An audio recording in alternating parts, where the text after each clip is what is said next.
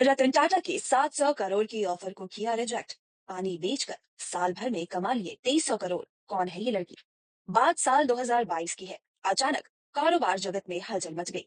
भारत में पैक्ड पानी के बाजार पर 55 साल से राज कर रही बिस्लरी के मालिक रमेश चौहान ने ऐलान किया कि वो अपना कारोबार बेचना चाहते हैं। इस ऐलान ने उनके मन का दर्द लिखा। उन्होंने कहा कि उम्र की वजह से वह कारोबार की जिम्मेदारी नहीं उठा पा रहे और उनकी इकलौती बेटी जयंती चौहान बिस्लरी के कारोबार में खास दिलचस्पी नहीं रखती, इसलिए उन्हें कारोबार बेचना पड़ रहा है। भारत में 32% मिनरल वाटर मार्केट पर राज करने वाली बिस्लरी को खरीदने के लिए पेप्सी, टाटा जैसी कंपनियां आ गई। बिस्लरी के पास देश भर में 122 प्लांट है और 4500 से ज्यादा डिस्ट्रीब्यूटर्स है।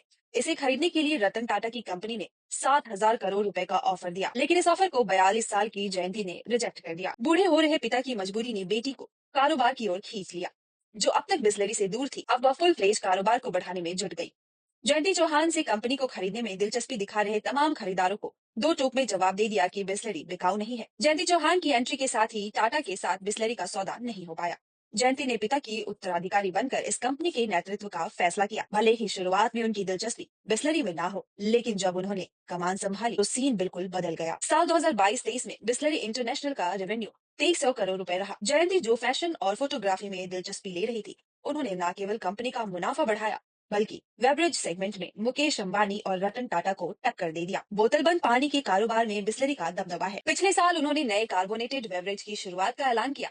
सब ब्रांड रेव, पॉप और स्पाइसी जीरा को लॉन्च करने का ऐलान किया, जो तीनों कोला, ऑरेंज और जीरा कैटेगरी में को पूरा करता है। बिस्लरी ने इन नए प्रोडक्टों को प्रमोट करने के लिए अलग अलग डिजिटल और सोशल मीडिया मार्केटिंग कैंपेन भी शुरू की।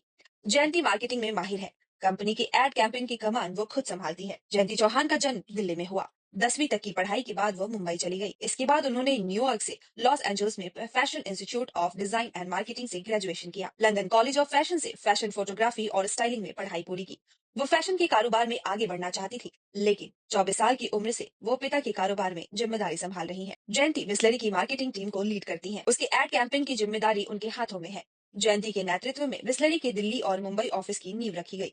उन्होंने Bisleri mineral water, Vedika natural mineral water, crazy fruit drink और बिस्लरी हैंड प्यूरिफायर प्रोडक्ट्स के ऑपरेशन की जिम्मेदारी संभाली। मार्केटिंग के अलावा ब्रांड मैनेजमेंट के साथ डिजिटल मार्केटिंग में खासा रुचि रखती है। कंपनी के विज्ञापन और कम्युनिकेशन का काम भी वह खुद संभालती है। रतन टाटा बिस्लरी को खरीदना चाहते थे। उन्होंने 7,000 करोड़ रुपए का ऑफर भी दिया, लेकिन जयंती की कारोबार में वापसी के बाद यह डील टल गई। जिस कंपनी को टाटा खरीदना चाहती थी, वह उससे उसे कड़ी प्रतिस्पर्धा मिलती है। टाटा समूह ने टाटा कॉपर प्लस और हिमालय जैसे ब्रांड को बिस्लरी से कड़ी टक्कर मिलती है। 7,000 करोड़ रुपए के व्यापारिक साम्राज्य की एकमात्र उत्तराधिकारी जयंती चौहान मुकेश अंबानी की रिलायंस और रतन टाटा की अगुवाई वाले टाटा पेप्सी जैसी कंपनियों को कड़ी टक्कर दे रही है। Bureau report, times full.